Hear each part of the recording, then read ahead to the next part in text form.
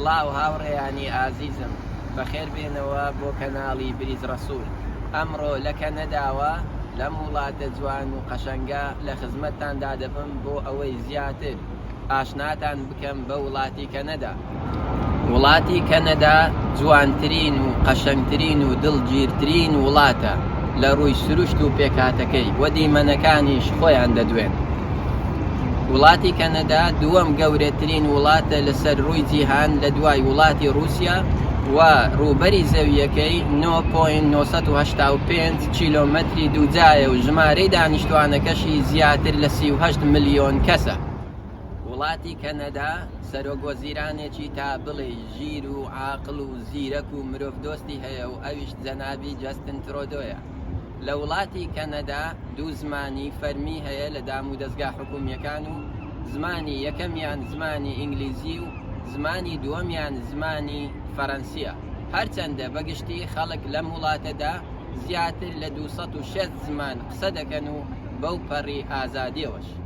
وڵاتی کەنەدا هێندە سوورەکان خەڵکی ڕەسەنی ئەم وڵاتەن، هەرچەندە لە ئێستادا کەمینەی دانیشتوانی ئەم وڵاتە پێک دەهێنن، بەڵام خەڵکی بیانی زۆرینەی دانیشتوانی وڵاتی کەنەدایان پێکهێناوە کە تا ئێستاش لە سەرتاسەری جیهان خەڵک بە هەزاران کەس ڕوو لەم وڵاتە دەکەن و وڵاتی کەنەداش لە خۆیان دەگرێت و بووەتە وڵاتێکی فرە کولتوری و نەتەوەیی و بە جۆرەها ڕەنجی جیاواز و ئاینی جیاواز ژیان لەم وڵاتە دەگوزارێت.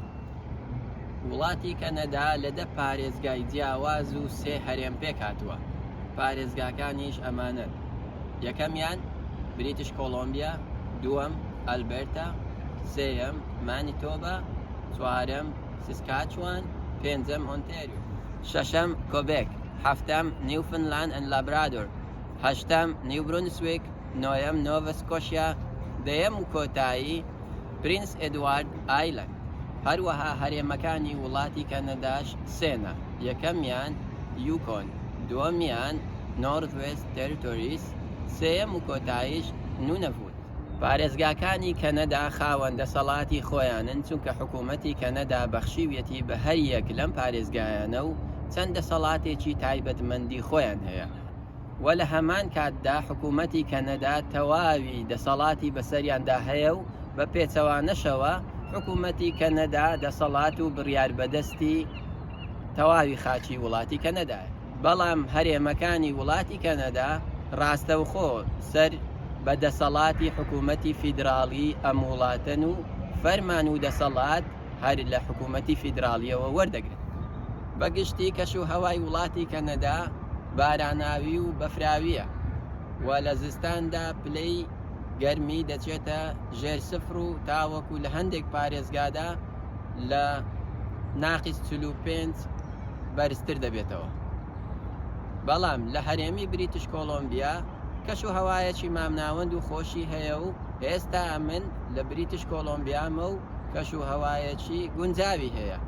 بۆیە ئەو هەرێمەش بووەتە مەڵبەندی گەشتیاران و لە سەرتاسەری جیهان گەشتیار ڕووی تێدەکەن و هەروەها مەڵبەندێکی باشی بازرگانیە بۆ وڵاتی کەنەدا. لە ڕووی ئابووریەوەش وڵاتی کەنەدا زۆر دەوڵەمەندە و پشت بە کانزا سروشتیەکانی ژێرزەوی وڵاتەکەی خۆی دەبەستێت.